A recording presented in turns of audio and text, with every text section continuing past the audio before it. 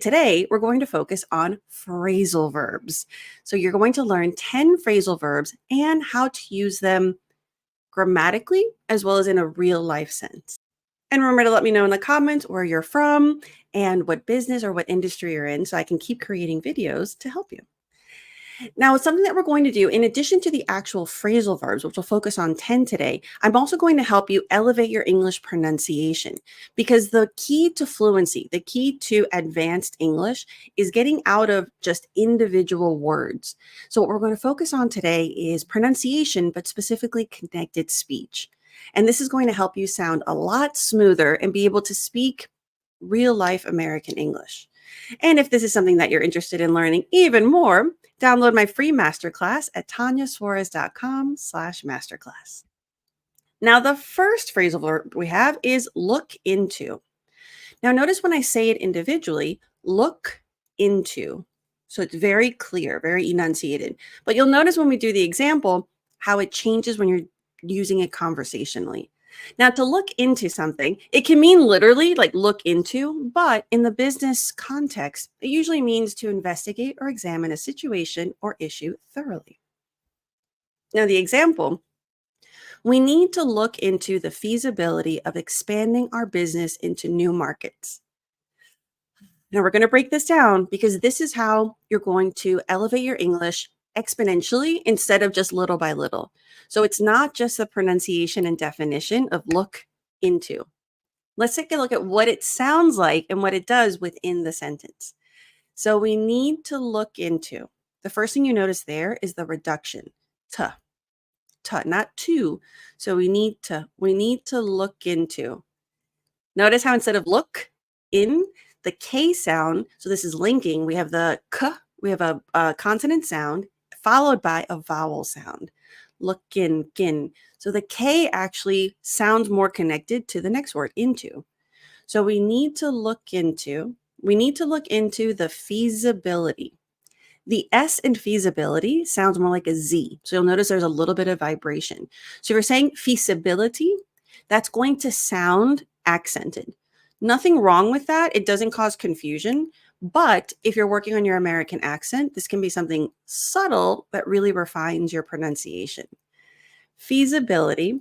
So we need to look into the feasibility of it. So here we have a connection, but of sounds, the F sounds more like a V. So when it connects to the E of expanding, it's going to not be of expanding. The feasibility of expanding our business into new markets. If you're saying this whole sentence, when you're practicing this on your own and you're pausing the video and you're saying everything in one breath, number one, that's exhausting. Number two, it's going to make you sound more robotic. In American English, we don't just do the sentence. We really, the way that we take the rhythm, the intonation is going to be in chunks. So we need to look into, it's kind of the first one, we need to look into the feasibility of expanding our business into new markets. So for the intonation, if you notice that your rhythm, if that's really what you're struggling with, which most of my clients at this level, that's where the struggle is. It's knowing, what do I emphasize? Where do I pause? What's the rhythm? As a rule of thumb, we typically in American English, the intonation is there's kind of a break every 3 to 5 words. So that's typically the pattern. So if you're pausing every 2 words, that's going to feel unnatural. And it's also going to lend to that robotic intonation. So we need to look into the feasibility of expanding our business into new markets. So there's actually 4 sections with regards to intonation. And this is not an exact science because it depends on your message, your delivery. So it's okay to play around with it until you find the rhythm that feels like it's expressing your message the way that you need to. The next one, break down. This means to analyze or examine something in detail, often to understand its components or causes. Such fancy definitions. I don't want you to waste your time. Not waste, but you know what? Yeah, at this level, it's wasting. I don't want you to memorize definitions. That is academic English. That's a more traditional approach. At this level, and if you're using this for business English, you need to know how to use a phrase, how to recognize the phrase when it's being spoken. So don't memorize definitions. You're going to get more, like, sure, read it once just to get a nice sense of what the expression is, but I'd rather you invest that time in reading 10 examples instead of trying to memorize the definition. I promise you, this is going to let you feel more comfortable with the expression and increase the chances of you feeling comfortable enough to use it. So we'll break it down for them. Now, something important here is if I were to use the information, for example, we'll break down the information for them. But then when I say it, so when information turns into it, notice how it goes in between the phrasal verb. So this is something interesting that you'll notice. Some phrasal verbs you can split and some you can't. Don't get nervous. You don't have to memorize all of them. Remember, the approach that I coach and that I want for you, figure out of the hundreds and hundreds of phrasal verbs, you're going to be exposed to a lot, but I really want you to focus on pick like 1 to 3 per week. Go on ChatGPT, create examples that are really niche to how you would actually use it, and then observe when the phrasal verb is split and when it isn't. So don't stress out too much. You'll learn through using it. So let's work on the pronunciation here. We'll break it, break it. So notice when you're learning it, break it. It's very aspirated, very sharp. But with American English, it's a lot softer. We'll break it, we'll break it down. So the K links to the I, and then the T, it's going to be, you're going to stop it, but you have to do the tongue in the T position. So if you say break it down, that's going to sound off. Even if you don't hear the difference, I'm here to tell you it sounds off to a native speaker. So the trick is you need to have the tongue in the T position, but you're not going to do the air. So instead of break it, just leave your tongue there, break it. And this is very characteristic of American English. So British English tends to be a lot more aspirated in terms of the T at the end of words. We don't. Break it down for them. Fur. You can say for, that's correct as well, but Americans tend to use the reduced form of this word. So it's more, instead of for, like the number 4, fur. Break it down for them. Yeah, we'll break it down for them. Maybe they want the client wants more information. They don't understand the structure, and you're like assuring the team, like, don't worry about it. We'll break it down for them. Everything will be really clear. Notice what I'm doing there. You start off with the pronunciation, then you work on the connected speech. And then to really master intonation, you have to add visualization. I really visualize, okay, someone's asking me, there's confusion. I'm trying to reassure them. So notice that my intonation was very positive, very reassuring. Like, yeah, we'll break it down for them. If your visualization is frustration and you're like, oh, that client never gets it. Like, yeah, we'll break it down for them. So it changes and you can have fun with it. So you can do different visualizations to help you play around with intonation. Follow up. So this means to pursue or take further action regarding something that has been started or discussed earlier. So to follow up. I find that this one we probably use the most of all the phrasal verbs in this list. We follow up about everything, to circle back, to follow up, to touch base. Those are all kind of in the same family. So after the initial meeting, the sales representative will follow up with potential clients. So here, remember again, we want to make sure that we are not saying everything in one breath. So if you did, that's okay. This is why with my training, I always have people read one sentence 3 times. The first one, you're just kind of getting to know what the message is. The second one, you start doing more connected speech. You kind of start breaking it apart into chunks instead of one thing. And then the third one with the visualization, that's where the magic happens, the intonation. So after the initial meeting, so notice that initial, and this is actually a masterclass I just uploaded to the program last month, the T sounds like an SH. And if you don't know, I'm telling you here, with the masterclass I just recorded, there are 6 ways that Americans pronounce the letter T. I think it's fascinating You may find it frustrating, but I promise you, if you're in the advanced pronunciation program, go to that masterclass and it'll give you so much clarity. You'll understand when we use it and why. After the initial meeting, so that's one chunk, right? The sales representative, that's another one. The sales representative will follow up with the potential clients. So I would say this one sentence, you can break it down into probably 3 sections. You could do more, but I would say that's okay. And again, it's not an exact science. It depends on the situation. So now we're going to visualize. Okay, I'm trying to like get all the meetings organized. It's going to be a very professional voice. After the initial meeting, the sales representative will follow up with potential clients. So maybe you can think of yourself, okay, I'm leading the team. I'm letting them know what the sales protocol is. I'm doing a training so that everyone's on the same page. So you've got your leader voice. Good. Next one, work out. This means in this context to resolve or solve a problem, conflict, or issue, to come to a satisfactory conclusion.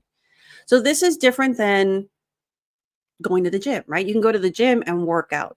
So here in the business context, and that's where it's important, if you're using ChatGPT, like I teach you in the pronunciation program, that's where you really want to make sure you're specific. I need 10 examples using the phrasal verb work out in a business context. I'm the director of sales for a tech company, and I need to use this term in meetings often. That ChatGPT prompt is going to give you sentences that will be so relevant to you. That's what I love about the customization. So if you're going through my pronunciation program, that's the last part. You go through all the training and then there's customization. How to use AI, how to use technology to make sure that you're getting practice that's for you, because you're not a student anymore. You're not going to do all of these different like workouts and workbooks and worksheets. We're going to get exactly the practice you need so that you can use it immediately. Now let's take a look at the example. The negotiation took longer than expected, but eventually we worked it out. So here, negotiation, another great example of when the T sounds like an SH.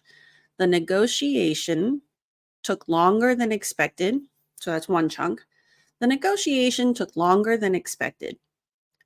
Don't rush through it. Even when the chunks are a little bit longer, like I said, rule of thumb, our typical rhythm is every 3 to 5 words. If it's a little bit longer, or if it has words that have a lot of syllables, take your time with it.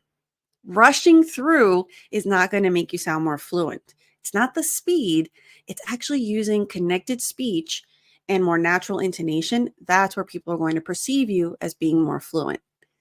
So the negotiation took longer than expected, but eventually we worked it out. Now, if you were in academic mode, usually when you're learning the rules of grammar, they don't recommend, or some people are very against, finishing sentences or ending sentences with prepositions. But in real life English, and especially with phrasal verbs, it happens a lot. So this is something that it's controversial for linguists and for English teachers, but I believe in coaching the real life application of language, especially in the business context. So now we're going to visualize. Okay, I'm the CEO. I'm giving an update to the company, and this is a good thing. Like, we had some tough moments, but I'm going to let them know that everything's fine. The negotiation took longer than expected, but eventually we worked it out. So this is where you can also work on your executive presence. This is where visualization helps you to, again, get better results faster. Because I don't want you just to use more phrasal verbs. I want you to have strong executive presence. I want you to earn respect. I want you to feel good. And so this is really important, because how you use language, how you present yourself, that's what's going to help you feel good. The next phrasal verb, deal with. In this context, it means to handle or manage a situation, task, or person, especially one that is difficult or challenging. So to deal with something. She's good at dealing with difficult customers and resolving their issues efficiently. And in this case, if I were to say it to substitute difficult customers, she's good at dealing with it. So in this case, I would not put it in between. I wouldn't split the phrasal verb. So this is where you want to learn grammar through observation. So I don't want you to get stressed and try to look up rules.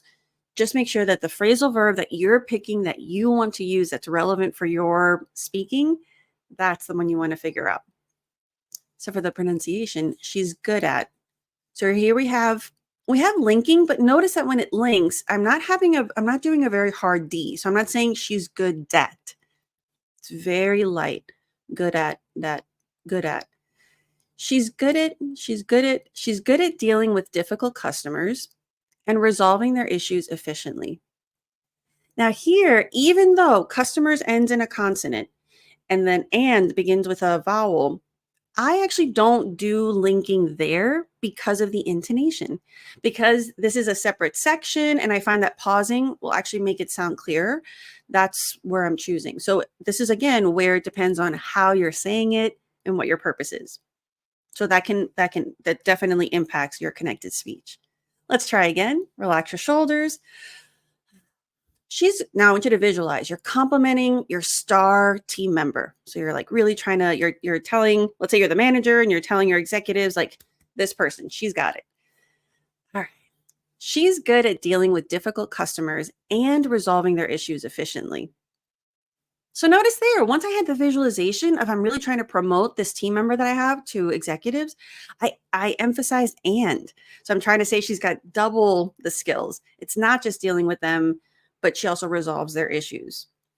So this is where you play around and the visualization impacts intonation and it's such good practice. To fill in, to provide information or complete a form, document, or gap. Now, this is interesting to me because there are different, this is also where phrasal verbs have different meanings. So it can mean to provide information. For example, fill in the document. However, there are other meanings. And this is where when you get the examples, I want you to be open-minded. Or this is also another reminder of why I don't want you to memorize. Because if you only memorize that definition, when you hear this in the context that I have up here, it's going to be confusing. And you won't be able to go with the flow as easily. So can you fill in for me while I'm on vacation next week? So of course, I don't mean I want you to put your name on something or complete a form. When used in this context, it means, can you work for me? So I'm taking a vacation. Can you do my work?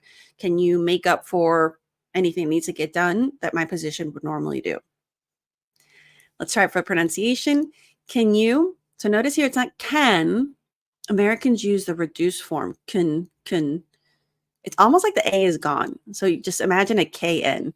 Can you fill in, Lynn?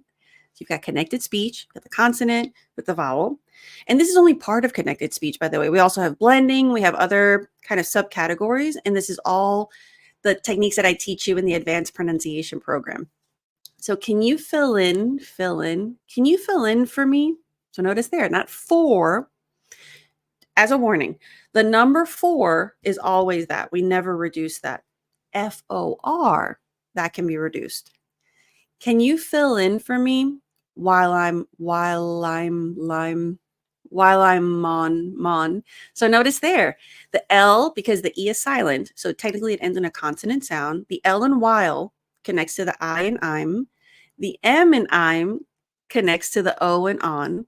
So this is where Americans sound like they're speaking faster, but it's not speed. It's that they don't have the pauses in between every single word. So that makes it sound more fluid. But this is why I always tell you, don't speak faster and think that people are going to think you're more fluent. It's about these particular techniques. Let's try again. Can you fill in for me? So that's one chunk. Can you fill in for me while I'm on vacation next week? So there you could divide it into 2, or while I'm on vacation next week. So with intonation, it's not necessarily a full pause, but it's just that rhythm. So, okay, you're asking a favor, you're trying to be extra, polite and hope that your colleague says yes. All right, visualize. Can you fill in for me while I'm on vacation next week? Good. And notice it's vacation. So not vaca, vacation. Vacation. Good. Put off. Put off. To postpone or delay something until a later time or date. All right. So here, and you could also say the word delay. So this is where you choose. You're going to learn a lot of phrasal verbs and you think, okay, I like that one. I'm glad that I can understand it if someone says it to me because that causes confusion. But now you have that clarity. But maybe you still like to use the word postpone or delay. That's fine. It's up to you.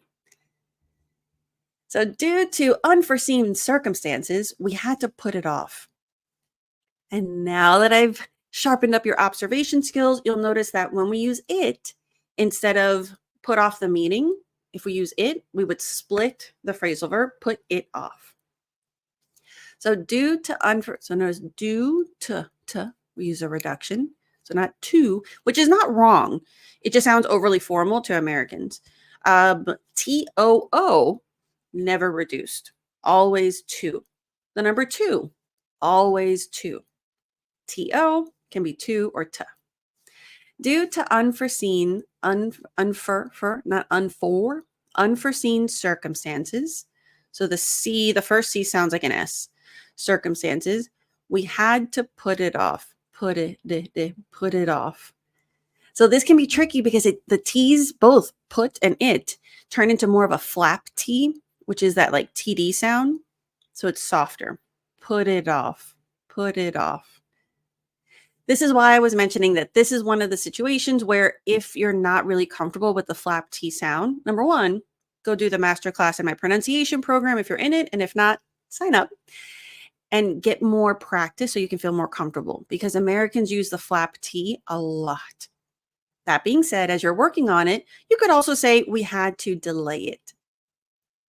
So I want you at this level, remember, you're already at these high level positions. You're not there because you speak perfect English. You're there because you can communicate clearly and you have really good technical skills. So in order to communicate clearly, always pick the words and structure that make you feel more confident. Next one, run by.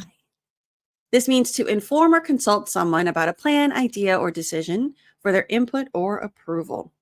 So this is interesting because I find that, especially when I work with clients and they tell me about some confusing moments that they had, usually it's because of idioms or phrasal verbs. Because this one, if you're like, oh, I'm gonna run it by whatever, and you're like, why are they running? You might take it literally. Of course, once you get the context, you might understand what it means. But when you hear something, you take it literally and you're trying to figure it out, the other person's still talking. So even though you're going to figure it out later through context, you're missing out on the interaction and you're also usually losing the energy and confidence that you had. So that's why I always encourage you with phrasal verbs, idiomatic expressions, all that good stuff. Feel comfortable listening to it and then pick the few that you want to actually use. So let's look at the example. Before finalizing the proposal, I need to run it by the CEO for feedback. So before finalizing the proposal, so notice that the S in proposal sounds like a Z. So it's not proposal, proposal. And it's not zal, but zul. So it's and then po. So the first O is more of a schwa, pro. The second one is O, like no, po, proposal. So not sal, but zul. And I'm really focusing on that one in particular because in business, you're going to use that word a lot.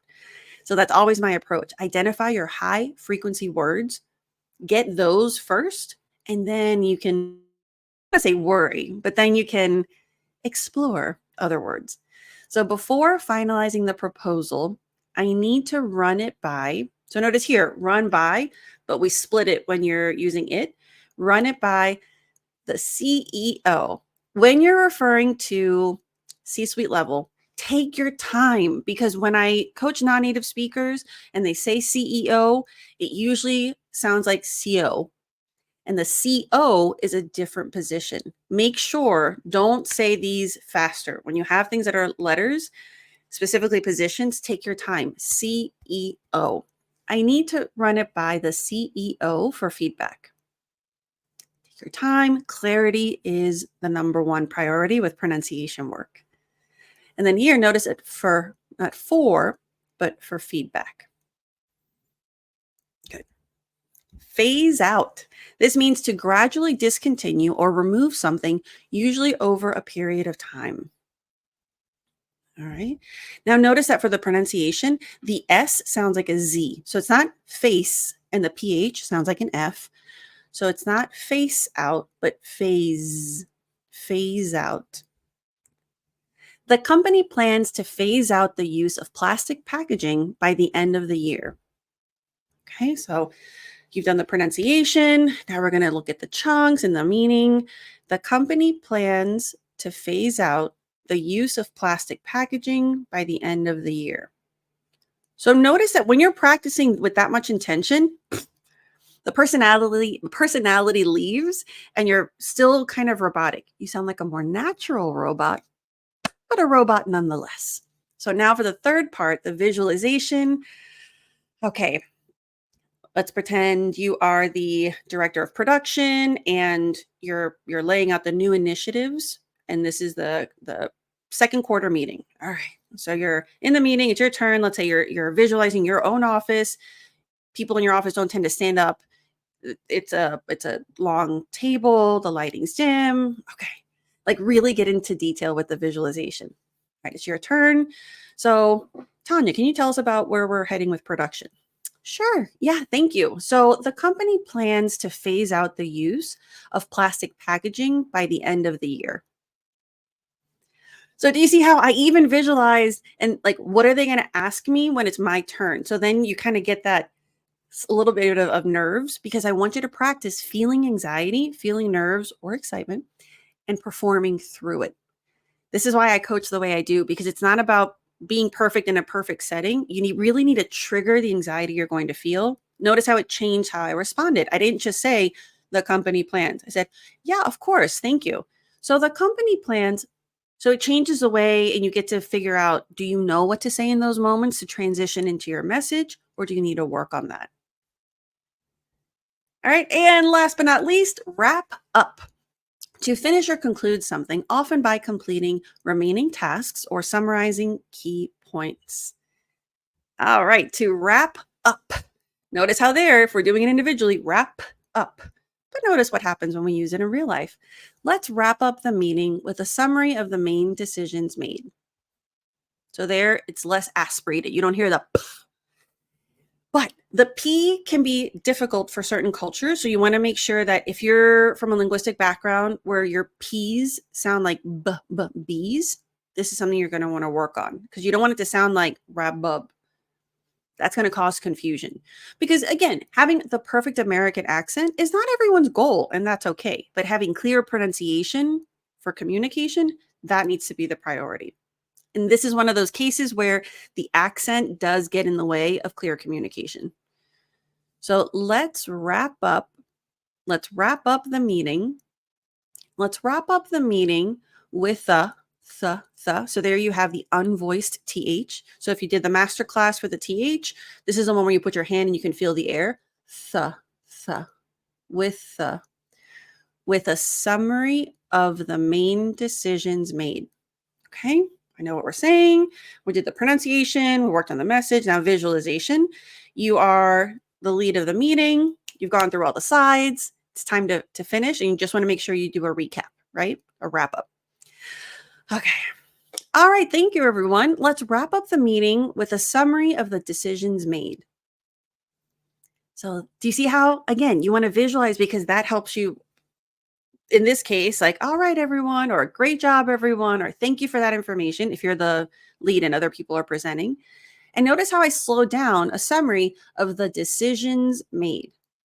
You slow down for effect. There I'm thinking, okay, I've got a bunch of people. They just sat through an hour meeting. Everyone's tired, but I need to make sure that they really understand what decisions were made and how to move forward.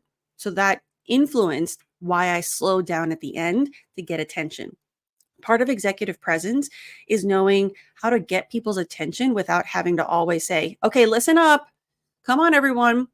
Because then I feel like you're going to feel like a kindergarten teacher. And that can lead to having the reputation where you're a little bit condescending. So by using intonation and silence is also very powerful to get people's attention, that increases your leadership and your executive presence. All right. And thank you so much. Speaking of leadership, if you are interested in one on one coaching for your leadership communication, specifically designed for non native speakers, I encourage you to apply at tanyasuarez.com/leadership. And remember to download your free masterclass so that you can get more practice understanding connected speech, as well as some of in this particular masterclass, I go over the two hardest sounds, which are the American R and the TH. And I also go into not only connected speech, but how you can optimize your practice. Thank you so much for showing up today, for being here, being present. Remember, when you're watching this again, make sure you're pausing me and you're repeating after me. If you just listen, that's only going to increase your knowledge of English. And none of you are here for that. You're here to improve your speaking skills. So that means working out the muscles, hearing yourself, feeling awkward so that you can then feel more confident. And the number one tip I have for you is remember, if you do nothing else, read one sentence 3 times every day. It is a 20-second practice. I have all my clients do this and text me their recordings for feedback. It is that important and that impactful. So I leave you with that. Thank you so much for coming today, and I hope to see you next week.